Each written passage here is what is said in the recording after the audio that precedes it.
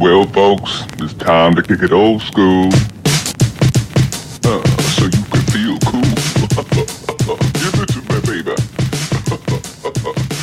Baby. Yeah. Intro warning, this podcast contains intense conversation that may contain triggers for some people. Please know you are listening to an in-depth conversation about the female body. Warning, this podcast does talk about abortions, women's rights, and we discuss things that may, in fact, not be suitable for some. Please use caution when you continue to listen. All right, welcome to our Dirty 30. Woohoo! Woo! Look at us, 1 year in 30 episodes later. Fuck yeah, we're amazing. We are amazing. We are. So, as we all know, we've been messing with our forum a little bit. Miles has been doing follow-up tidbits on our sister's circumstances. I've been putting out tidbits that are lighthearted and keeping you intrigued on what junk is coming out of my mouth, but not what's going into it, because that would be rude. It has been one hell of a year, wouldn't you say, Miles?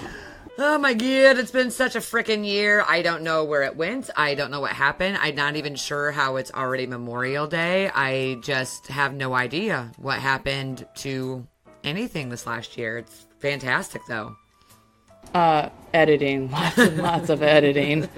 So much editing. There's so much audio files on our floor. It's ridiculous. We'll trip over them. Oh my gosh, there is so many and so many things that we have taken out and gone back in and trying to, both of us looking at the editing aspect of things has been definitely a lot of time is where our last year has gone. I know that we are still working on our audio quality. I know that I need to update our website, guys. It is happening. Blogs will be updated. It is now on my calendar of to-do things, so that way I start actually following through. And, of course, as always, you know, our big thing was joining the No Phony Network. They're actually even talking about possibly getting their own radio network going, so that's really exciting. That's awesome. Yeah, it'd be fantastic. So we're really, the No Phony Network has been awesome. I know this month we are definitely pushing for the Know Your Draft podcast. It's a great podcast, but everybody just go to the nophonynetwork.com, and there are over 20 podcasts there that you can listen to, and they range from gaming, videos, variety, politics, stories. The new one that joined, Honest Chronic, he released, the newest episode was about his, the day that he got adopted as a kid. So, I mean, there's all kinds of there's interesting stories everywhere. So, you know, listen, follow. We're all on Twitter. Follow us. Give us your money, by the way. If you get bored, get on Patreon and give us your money, please. And thank you. Just a little bit. Come on, guys. Come on. Give us $1. $1. I've showed my tits for less. Yeah. No, I'm just kidding. Actually, I've always showed them for more. They're a nice set. But anyways, so hello. So we've been thinking about how we can celebrate our 30th episode. Well, after all what has been going on, we decided that we would celebrate our 30th episode and actually the next few episodes strictly on women's health, especially with what's going on with Miles and everything that she saw recently. Kind of revamped our interest in talking about it again. So let's start with history. History has a way of repeating itself over and over again, and because of that, we are back to the ways of making all abortions illegal across not just the United States, but worldwide.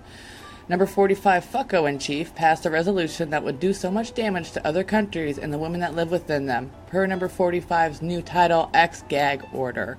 But I think when we wrote this, Ireland was still just about to vote on abortion. I don't know if you added that in, but I did not. Ireland overwhelmingly approved, or what was it they approved to roll back. Yes, I didn't want to say they approved the illegal, abortions, but there was a ban on abortions in Ireland from like 30 years ago, like 87 or 88, and overwhelmingly it was like a 7-30 vote to do away with that, so that women in Ireland have access to abortions. So now they have to bug their legislators to put into legislation abortions. Of course, abortions have to be government rules and whatnot. You can't, but I understand in a way, but, I'm kind of tired of governments having their hands on women's bodies. So, but that was I just thought, you know what, that's really, we were talking about international, and I just thought, you know what, I want to make sure to include how excited I was to see, like, overwhelmingly, and they were like... Ireland talks about their abortion rules is that, it went so much that there was, a story I was reading about, and there was a woman who she was forced to carry a dead baby for over 20 weeks before they would, like, I don't know why. It was it was because of their laws and their legislation that the doctor's hands were tied. And they basically had to force this lady to carry a dead fetus in her body for over 20 weeks. And the emotional and the scarring and the damage that did to her was, and not only that, but she's still going through some of the physical changes with a dead body. It was a very harrowing story. It was very heartbreaking. So I'm very glad that Ireland has, in a very, very Catholic country, decided that women, know what's best for their bodies. Right, and I just thought that was really cool. I was like, that is amazing. So, not to get off what we were talking about, but we were talking about the new Title X gag order here in the U.S. The policy is being referred to as a domestic gag rule, as it would likely prevent federal funding from going to any U.S. health clinic that so much as mentions abortion as an option for women. And just so people know, one of the biggest myths about Planned Parenthood is that they receive federal funding. None of the federal funding that they get goes at all towards abortions. That was part of the agreement. And so Planned Parenthood is under attack, and I used Planned Parenthood a ton when I was younger, and it actually kept me from having more kids when I was a teenager, So I adore Planned Parenthood. If this sounds familiar, it's because a policy like this already exists for U.S. funds going to international health organizations. You may remember that in 2017, President Trump reinstated the Mexico City policy, often referred to as a global gag rule on abortion, which prevented U.S. money from funding international health organizations that offer abortions or even just information about abortions, even if U.S. dollars aren't paying for the actual abortion-related services. The ban was introduced by President Reagan in 1984, and it's been rescinded and reinstated many times since then. So as usual, this man is putting something into place that he has no idea about. Honestly, if he didn't know the difference between HIV and HPV, do you think he understands anything at all about abortions? Women's rights? No, I don't fucking think so. And I'm sure President Trump has probably paid for an abortion or two in his time. Look how many fucking kids he has.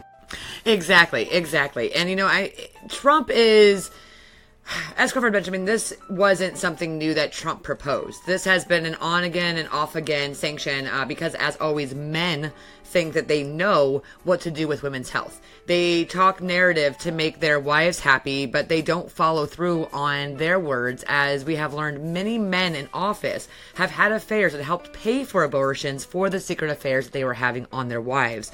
We know at the end of the day, most men don't care about abortions. And I say that because most men don't have any idea what it takes to have a child, what it does to a woman for the rest of her life, and how detrimental it is to her health. If men had babies, they would support abortions 100%. But why do you want abortions, Miles, you baby killer? Okay. You fucking baby killer. Hey, you know what I was going to say before you get off on this tangent you're about to go on? If these men in office pay for abortions and we pay their salary, is that technically a government-funded abortion? Yes, Crawford, it is. And nope, that's exactly what it is. And that is something that nobody ever talks about. When these legislators get caught having affairs, having abortions, all those things, there should be some of their pays should go back to the taxpayers themselves, because we have, in fact, been misled and have given money. And for all of those who are like, I don't support this, then ask for your money back. Because if you look into legislators from the House of Representatives to the senators to Congress, you will find out how many of them actually have been caught over the decades allowing abortions and forcing women that they are dating and having affairs with to have abortions. So, also, yeah. I am not a baby killer. I know that in many conversations I've had with women, they assume that because I am about a woman making a choice based on her own body and her own circumstance, that I am some baby killer going around, and I believe that all women should just abort all babies and that nobody has to have responsibility for their actions. No, you don't know me. And I really, by the way, don't support baby killing, because I like babies, because babies are what happens when they come out of the woman, and, taking responsibility for that. And I also know, though, that this is not my damn body, okay? So it's not my choice to make. I am not raising that kid. I am not that mother. I do not live their life. And by her having a kid she doesn't want, being forced to be something she doesn't want to be, puts that child at more risks than it is putting it in safeties. As well as that puts the mother in a situation that society might have to, in fact, take care of her. And since y'all hate people leeching off the system, you are a moron to think forcing women to carry kids they don't want to have won't have an impact on our pocket at some point. Y'all frustrate me. Like, you guys are so frustrating because you don't want to support women to make a choice for their body, but you won't even allow them to make or give them help once they do. Okay, so they don't get the abortion. Now they're forced to raise a kid. They don't have the money. They don't have the time. The kid goes into the welfare system that we end up having to take care of anyways. But yet you don't want to fund that either. I don't. It's astonishing to me how stupid we are when it comes down to these things. That we're so dead set on what we think that we know about somebody else's life, but we don't know their life. We don't know their story. Or what's morally right for everybody. You know, it's the moral right that is the issue. Back alley abortions went away for a reason. Yeah, and I actually, when we were putting this episode together, I had a bunch of junk just thrown into a document, like memes and little factoids and clips of articles and stuff that I had been like, ooh, and that was something that I actually forgot, was there's a reason why we have legal abortions now. It's because just because abortion is legal, if we made it illegal, it doesn't mean that abortions would stop altogether. And a lot of people don't realize that people who are pro-life, they're not just talking about abortion people, they're talking about birth control as well. They believe any attempt to stop life from forming is murder. So that kind of, we're talking about abortion today, but please be aware that anybody that is pro-life, they're not just talking about abortion, they also feel that way about birth control. So that's why we have legal abortions, is because back alley abortions,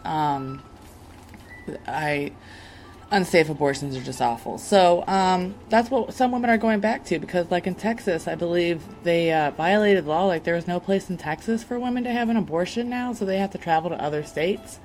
That's kind of fucked up. Unsafe abortions often occur where abortion is illegal. However, the prevalence of unsafe abortion may also be determined by other factors, such as whether it occurs in a developing country that has a low level of competent medical care. When abortion is illegal, that generally contributes to the prevalence of unsafe abortion, but is not the only contributor. In addition, a lack of access to safe and effective contraception contributes to unsafe abortion. It has been estimated that the incidence of unsafe abortion could be reduced by as much as 73%. 73%. That's almost 100%. Without any change in abortion laws if modern family planning and maternal health services were readily available globally. Now, when we talk about unsafe abortions, many women have had to do some of the following in the past. And some of this is pretty graphic. I might have a hard time reading this. One of the ways that they try is, this is probably one of the most popular, the one that you hear about the most, is trying to break the amniotic sac inside the womb with a sharp object or a wire, for example, an unbent wire clothes hanger or a knitting needle.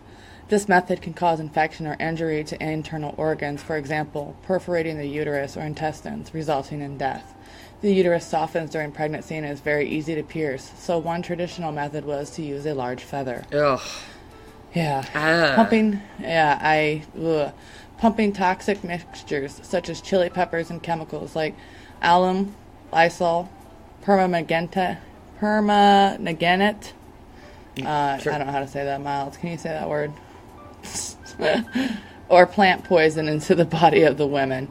This method can cause the woman to go into toxic shock and die. Inducing an abortion without medical supervision by self-administering abortifacient. It's an over-the-counter drug or drugs obtained illegally by using drugs not indicated for abortion but known to result in miscarriage or uterine contraction. Drugs that cause uterine contractions include oxytocin. Synthetic forms are Pitocin and Syntocinon, which that's a pitfall, right? The Pitocin. Yep. That's where they give it to you when you're in labor. Yep. Prostaglandins. I tried to say these words before, but I'm still bleh. And ergot alkaloids. Risks include uterine rupture, irregular heartbeat, a rise in blood pressure, also known as hypertension, a drop in blood pressure, also known as hypotension, anemia requiring transfusion, cardiovascular problems, pulmonary edema, and death, as well as intense bronchospasms in women with asthma. An unsafe abortion can lead to a wide range of health risks that can affect the well-being of women. The major and most life-threatening complications that stem from unsafe abortions are infection, hemorrhaging, and injury to internal organs. And I know that's a lot of information to understand, and we know that. We know some women have had to do this, even currently, because of the stigma about abortions. And even us talking about abortions make you think that we are completely pro-choice. I know that speaking for myself, and I feel like Crawford's along the exact same line, but not the exact same line, but I think we are. I want people to carry children. I want you to be an amazing mother. I want you to take care of that child and have it change your life. And I want you to feel those kicks in your belly and absolutely love it. But I know that you may not feel that way. You may, in fact, hate being pregnant. You may be a drug addict who can't get clean and will only harm your child for the rest of their life by carrying this child to term.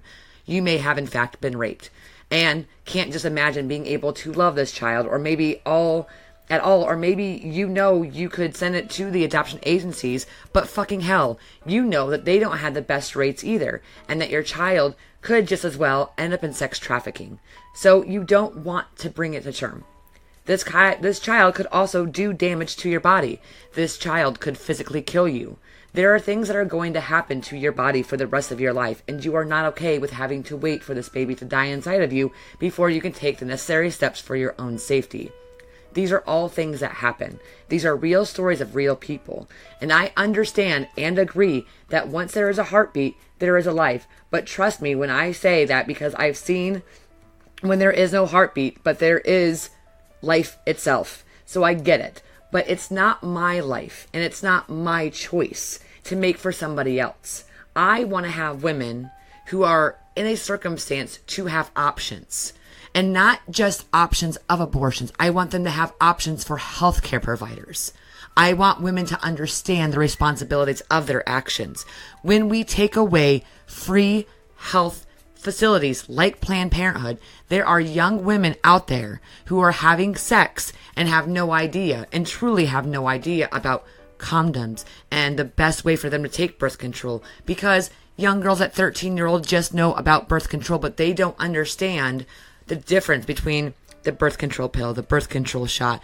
Now it's like there's the ones that you can put in your arm. There's all different kinds of birth control methods that are out there. And when young women are going in there, like Crawford said, we had a Planned Parenthood locally. I had many girlfriends whose parents were never around, and they never had the proper sex education. They never had it. What we talked about in school was learning how to say the word penis and vagina. That was our big thing. That was overcoming. Boys got condoms and deodorant, and girls got tampons. Woohoo. And that was our sex health. But we now don't have anywhere for the younger kids right now, if they can't talk to mom and dad, and they can't go see their local physician, to talk openly and honestly about having safe sex. And having safe sex is very, very important, which obviously safe sex would lead to women not having to have abortions in the first place. But there are other reasons. Abortions isn't just some girl who had a one-night stand at a keg party and doesn't want to take responsibility for her actions. Abortions are so much more than that. They are women that have been stuck in such terrible situations. Or just simply because, like I was explaining to you, that lady in Ireland, her baby died in her womb, and they would not allow her to extract the fetus from her body until a certain week, because of the fact that that would be considered abortion underneath those countries' rules. And she had to carry around something that was slowly killing her because it was dying inside of her. But because it was considered an abortion, it was not legal in her country to save that woman's... she's had so many more complications now. Her health was compromised because of that decision. And so when we talk about abortions, those back alley abortions, as Crawford was explaining, you're talking about taking these sharp objects and what women would do to themselves, or have their friends do, or their boyfriends do, or their husbands do. Falling downstairs, getting beat up intentionally, all these things that women had to go through just because they couldn't handle having a kid. And I understand, well, maybe she should get her shit together and blah, blah, blah. First off, again, You don't know her story. You don't know her situation. You guys are upset about the drug epidemic, but you're not even thinking about all the kids that are now being born into that with the shaking fetal syndrome. All those babies who are born addicted to opiates, and then their mothers walk away from them. Hospitals being overwhelmed by children they can't take care of. A system that it has been wonderful. I'm not dogging the orphanages and the foster care system. I'm not dogging them, but I have seen them fail on so many levels, being able to keep track of and making sure that children are being put into proper homes. There are children out there who are getting adopted and then being sex trafficked. And again, well, the kid stays alive. Okay, great. Well, what kind of life are you giving that kid? And some of these kids are so damaged by their mothers in the womb, from alcoholism to drug addictions, that they're never right. And their medical expenses comes, again, out of something that we have to pay for. So why would we not just want to open up as many health facilities as possible for young women to be able to go somewhere, get the care that they need from their doctors, be able to go to a Planned Parenthood and sit down and be able to go there and say, I need a condom. I'm having sex and I don't know what this means. I'm bleeding. Or, in some situations, I think I was raped and I don't know where else to go. I'm ashamed. I don't have anywhere to go. Maybe they don't have a strong sense of family. Maybe they don't have friends to go to. Maybe they're too embarrassed. Whatever the case. Planned Parenthood isn't something where women just walk in and then they just kill all these babies. They had rules. They had regulations. You couldn't just go in at any point of your pregnancy and Planned Parenthood was going to give you an abortion. That was never the rules. It was always about being early enough on. It was always about how you were. It's about the baby. It was about the health of the mother. It's about understanding the options. But forcing women to carry full-term babies when they don't want them, walking away from that child, abandoning their kids, or just perhaps just being a really shitty mom and never being there, and now a kid is stuck in an abusive home and just being unloved and not taken care of and not being read to and not being tucked in because their mother just doesn't care about that child. What kind of options are we really giving to these women? And I don't understand on so many levels how anybody who's listening thinks that you have the right to tell somebody else how to live, and how you can sit there and protect something like the guns, but you won't protect something like women's health. You want gun owners to have their rights? Great, then give women back their rights, because it should be my decision. And I don't care what you think about me. I am actually a very pro-life person, but I also have the it's not my fucking decision. I don't want women to have abortions. I don't want them to be in a circumstance. I want them to take responsibility for their actions.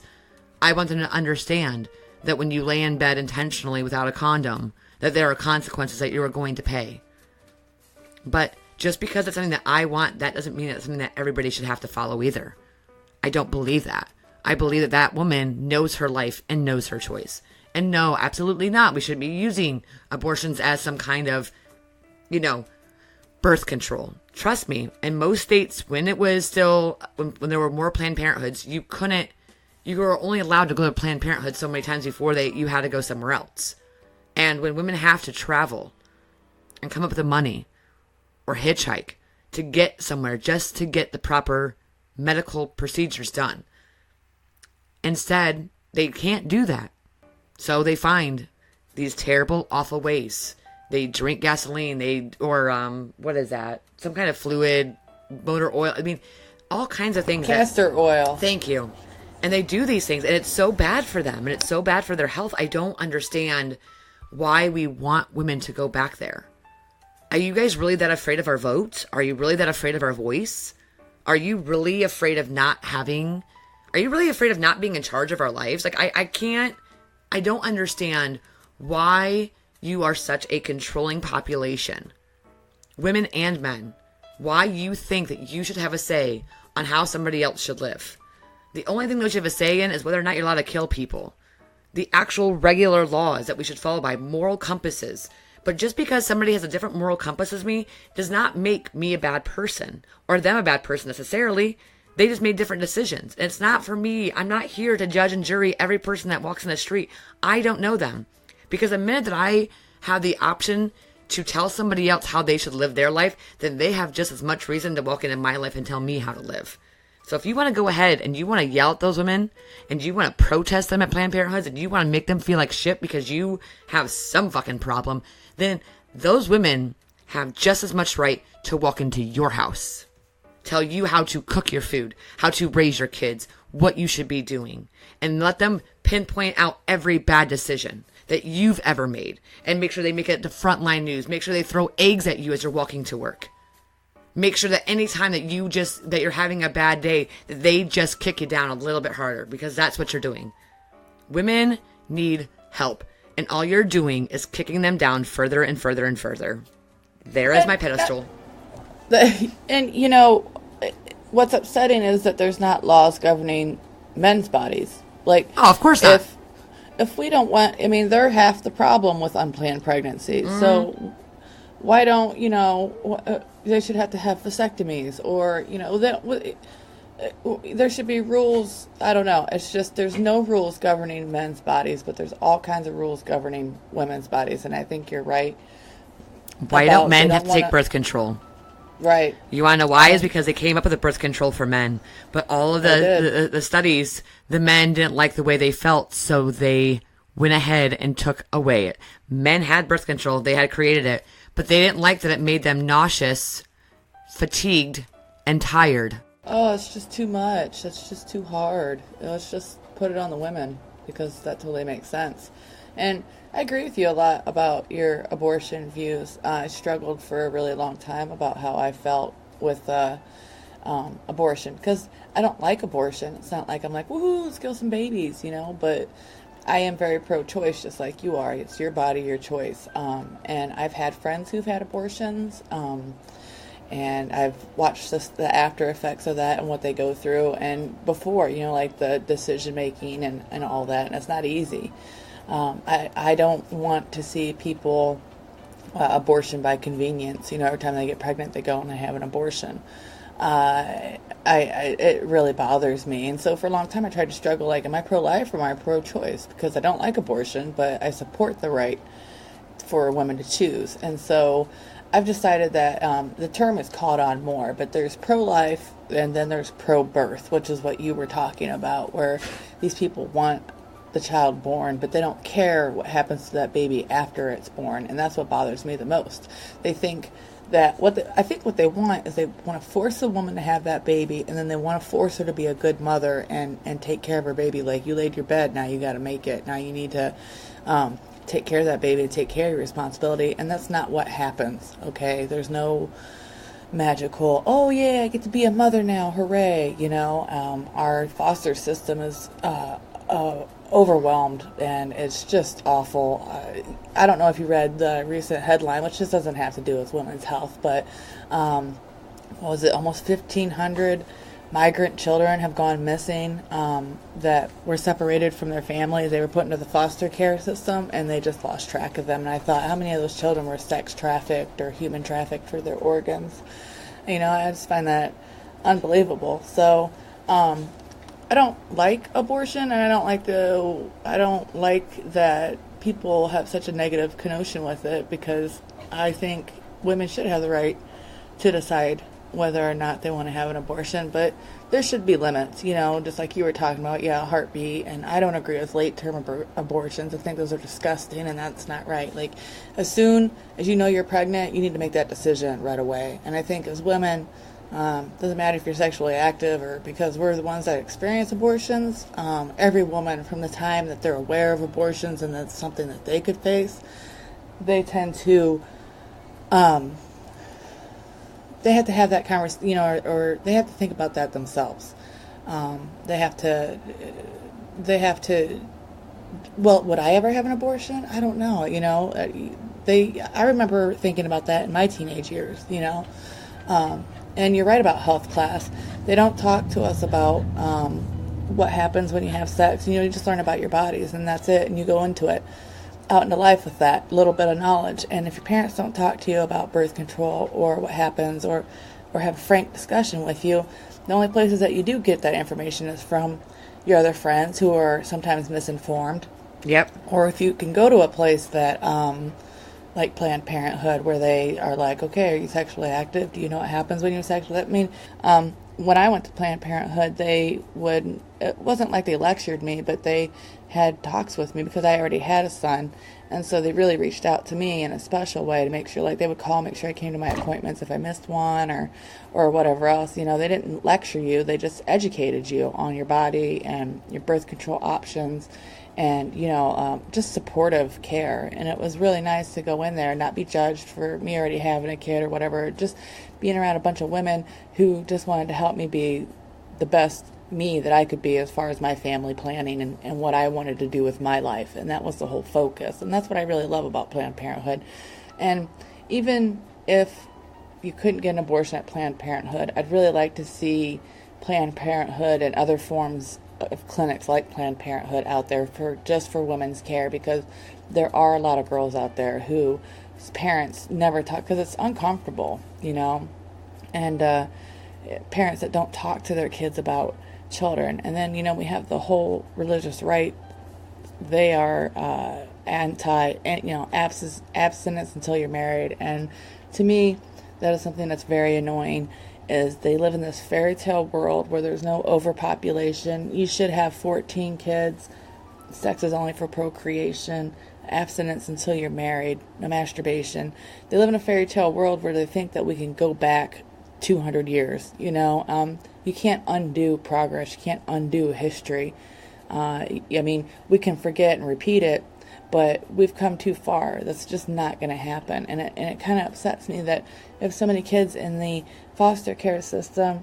We have people who are talking about not wanting women to have abortion, but they don't care about children. Like, it really bothers me how messed up, like, I call them cafeteria Christians, because they want one thing, but not this thing. And I want to believe this sentence in the Bible, but the next sentence I'm not going to read, because that doesn't align with the point I'm trying to make.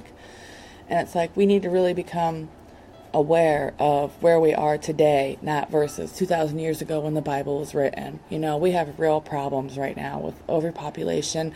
The opiate epidemic has overwhelmed the foster care system. There's a whole slew. We've almost lost an entire generation at this point between the Iraq War and the opiate epidemic. Anybody between 25 and 35, they die constantly. They're just dying off. And so we had just had this with people who are drug addicts and can't take care of their kids, or they died and they can't take care of their kids. And then we have migrant children who are going into our foster care system. And it's so overwhelmed that, like you said, they're going to these sometimes horrible foster. They just approve. I saw a commercial the other day. It was like, anybody can be a foster care parent. Like, I hope not. You know what I mean? No, and not but foster care is also and foster care is also, there's some people who go into it with all the right intentions. They do. Right. They want to. Here's the thing about foster care. It's the pay, though. You get paid to be a foster parent. And a lot of people go in it just for that. That's why you hear stories about kids in cages and down in the basement, things like that. Absolutely. And again, just because you're a foster parent doesn't mean that you get to have some beautiful, wonderful child with no problems walk into your house. Foster care means that you take care of the kids that are in the foster health system. Some of them can be amazing kids, and some of them may have anger issues. Some of them might be biters. They might be hitters. Yeah, I had a teacher when I was in middle school. She was our home ec teacher, and she was an amazing woman, very sweet. But she had adopted a brother and sister, and we both grew up through the crack epidemic of the 90s, when there was a lot of crack babies born. She'd adopted a brother and a sister, and they were both had health issues or whatever, and they were a couple years, not much older than me, but a couple years older. And I can remember her having to take days off or telling us stories about how, like, her adopted son wouldn't use the bathroom, and he would poop in his dresser drawers and pee in bottles and leave them in the closet. He took a knife at her. It just got really, really, really, really bad, to the point where she actually ended up having to return them to the foster system because he had tried to kill her like 2 or 3 times, and she was like, I just can't do it anymore. And then she retired after. I think she had a breakdown because she retired after that. But I did know somebody that had some very troublesome, and that's the thing about the foster care system, is they're kids that nobody wants.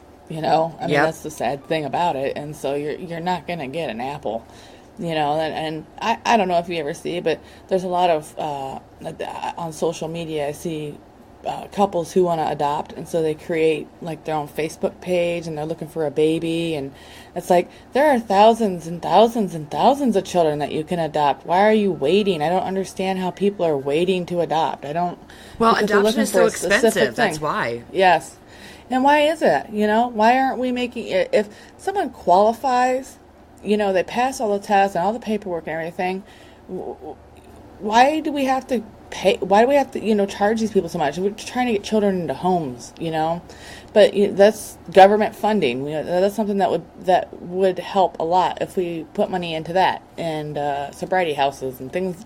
We need more social programs, and I know that probably makes me a socialist, but with women's health and family planning and our foster care system, I mean, this country is falling apart, and we keep sweeping it under the rug with distractions and things like that we're just ignoring it. And there's all these children just falling through the cracks. And this is our generation that's eventually going to lead the country. And to me, I'm just like, how many children are there in that generation right now where the parents have died or they don't care, they went through the foster system?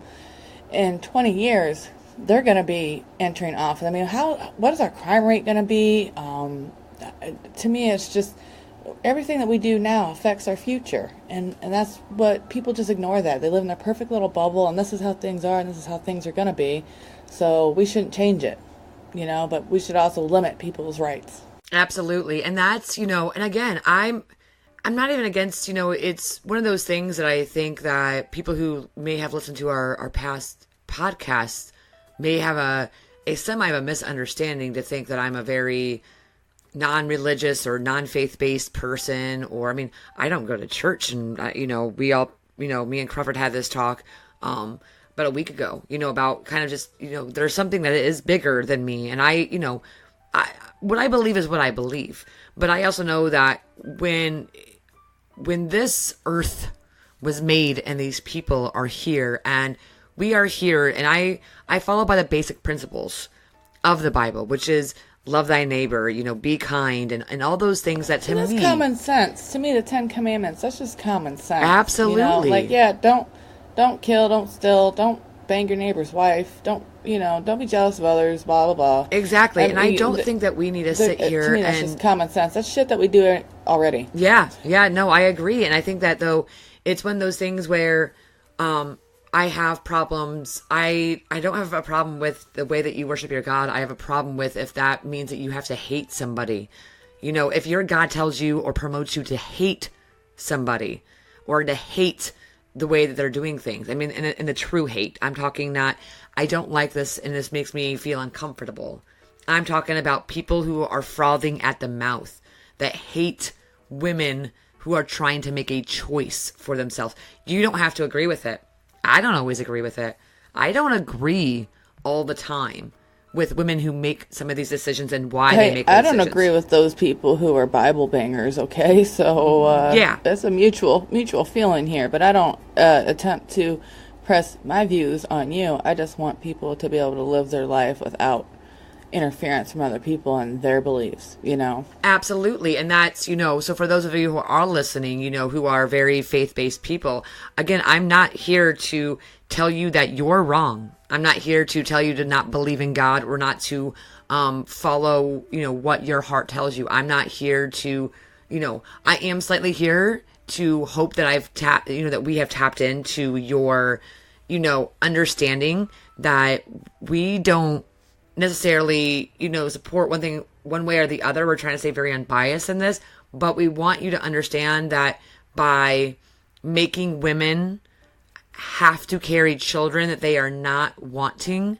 and cannot carry to term, that there are consequences. It's not a butterfly effect. It is a true, there are true consequences of these women being forced to have these children. And some of those consequences mostly are back alley abortions. And I'm not talking about just in America. I'm talking about your local town, and I'm talking all the way across seas. And when we're putting out certain legislation that is stopping other countries from getting health care needs, so their women can no longer get their health care needs, like Crawford said, we're taking out an entire generation.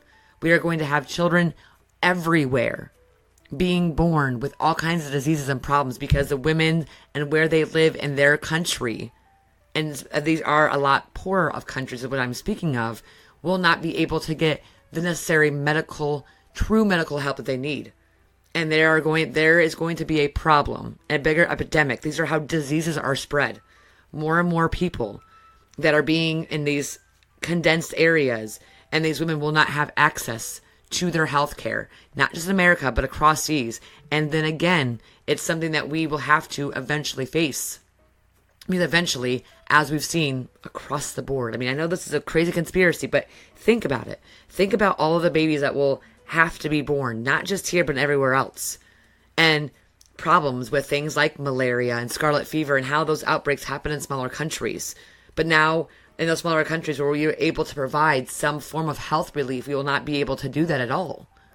And these women, even out there, are going to be having all kinds of different bacterial problems because, again, they're having to do a back alley abortion. It affects all of them. And I just don't want women to have unsafe anything. Have safe sex, please. And if you're a parent, please talk to your children.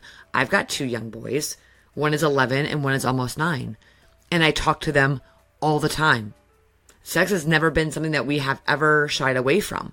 I'm very open and honest about sex, about your hormones, about things that are going to happen to your body, about what it's like, that as they get older, women are going to be more appeasing. Or maybe not just women, maybe, the other sex, but, about safe sex, about those kind of things that are important now. And I tell them now at these very young ages, and I make things like the word penis or vagina. They're going to laugh at it, but it's not going to be embarrassing for them to openly talk to their partner as they get older. How great would it be that your child can be comfortable not just talking to you, but talking to the person that they're with about sex, about safe sex, about what's appropriate when they want to get started. Nobody wants to have their kids, having sex at 13, 14 years old, but it's happening. And those 13 and 14-year-olds, if you are not going to advise them younger, they're not going to know any better. They're going to know what YouTube told them. They're going to know what Google tells them to do. They're going to know what their Snapchat friends tell them to do. But the best thing that you can do as somebody who says, I don't believe in this, is to talk to your kid about safe sex. And also talk to your child about consequences, what this means, how this will affect. And even if you only have boys like I do, I always talk to them about what could happen to a woman because we are women and it affects our bodies. And those boys who impregnate these girls should be just as much responsible and should as much have to face the parents and face the consequences of their actions. But you boys don't have to carry babies, so you guys don't really have real consequences. You guys can walk away from all that situation and never have to deal with it. But we need to make sure that the women who need the health care are getting the health care. The women who need to have abortions are getting safe abortions. Okay? They need to be safe. I don't want to be hearing about 16-year-old girls who are, in bathrooms with coat hangers. That's not okay. That's so terrible. That's taking us back. Yeah. It's just taking us back to another time. That's why we made abortions legal, is because it was, that wasn't the only reason. But that was a major driving force in deciding. And I think a lot of people forget that. And I hope that maybe we opened some people's eyes on abortion and gave them something to think about, honestly. And, we don't want to change minds, but we just want people to understand the thought process behind it and why it came about, and not just with abortion, but with women's health care and making sure that, we have a lot going on. We're life makers. We carry bodies. We have heart issues. We go through menopause, breast cancer. Not to say that men aren't affected by a lot of health issues themselves, but we're vulnerable to a lot of diseases, especially, I believe, women of color. A lot of the things that women face, women of color tend to have a higher rate of facing that. So just like we don't have mental health care here in America anymore, we really don't have any kind of women clinics anymore either. In the 70s, it was kind of a rise with the birth control pill. When that came out, I just watched a really cool segment about birth control and how that came about. Very cool, but off topic.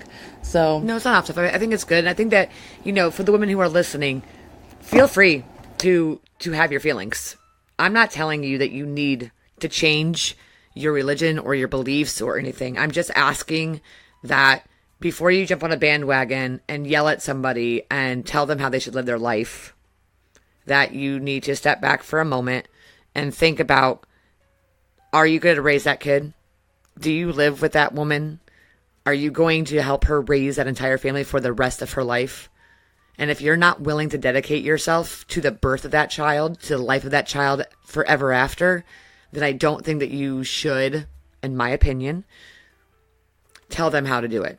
And you have every right to not like abortions, because either do I. I don't like them either. But I think you're a sick person if you do. Yep. But to understand the utilization of them, exactly, I think is what's important. So, I think we kind of covered all the bases on our thoughts and explaining the reasons behind them and the things that go through women's heads and the need for access to health care. What are we planning for the rest of our series there, Miles? Oh, well, we have got all kinds of things. And don't worry. I mean, we are going to talk about other things. We're not going to dedicate the next, 4 episodes to, just talking about abortions. But we do want to talk about women's health. I know that we had made a list, and now I, of course, cannot find the list of things that we were talking about. But you were really good. You were the one that started that list, darn it. But I think that overall, our next episodes are I want to talk about how women's health in general. I mean, what are the next steps? Okay, so if we go back, the Roe versus Wade, and we're taking all those things away, okay, well, what are the next steps of women's health? For me, I think it is about medical care and women's medical care in general. The lack of... You know what we could talk about next time? It just came to me. Old school...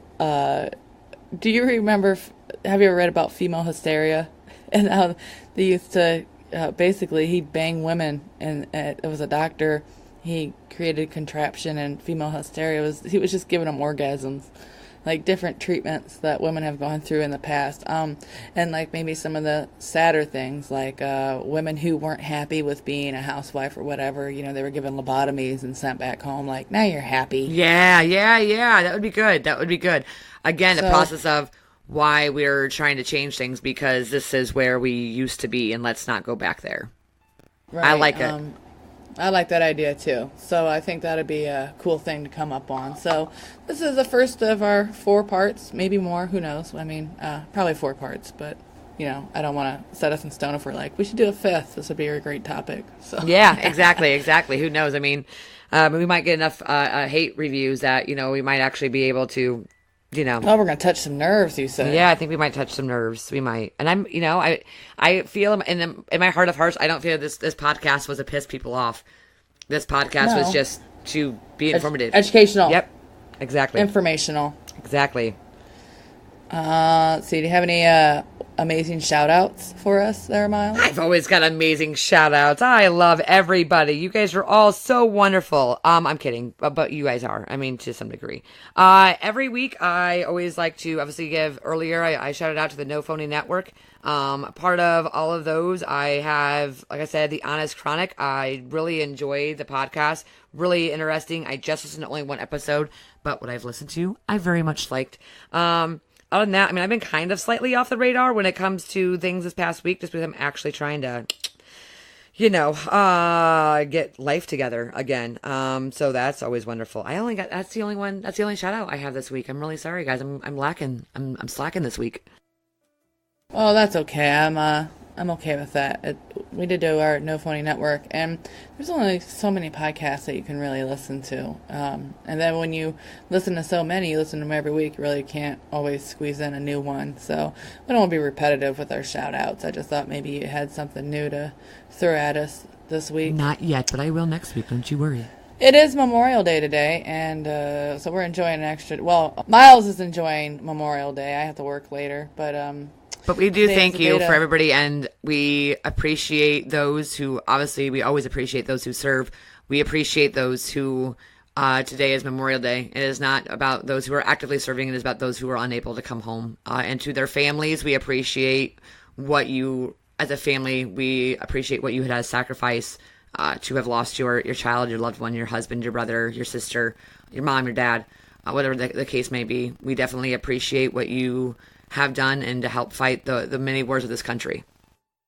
That's exactly what Memorial Day, and a lot of people get upset because people confuse Veterans Day with Memorial Day, or Memorial Day is about celebrating and remembering those that have served, lost their lives, and the families that were affected by it. I definitely appreciate everybody who didn't come home, and I think about them collectively because I don't know them all, obviously. But, just a moment to just kind of appreciate the fact that somebody would willingly sacrifice their life for people they don't know, like me and like you, even if they were I see some people who kind of complain about the non-combat veterans, that they don't have a right to stand up to or shouldn't get the same respect as a combat veteran.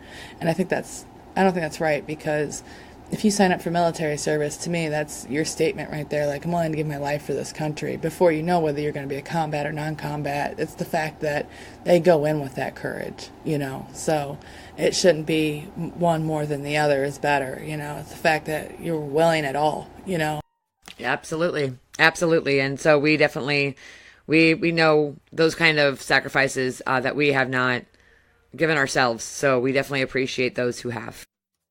Yeah. So I think that's all we have for this week. We're back on it, guys. Oh, yeah. Yay! We'll get this edited and uploaded, and hopefully have second part out to you next week. I hope you enjoyed our first part on women's health, and we'll see you next time. Have a great day. Bye. Bye.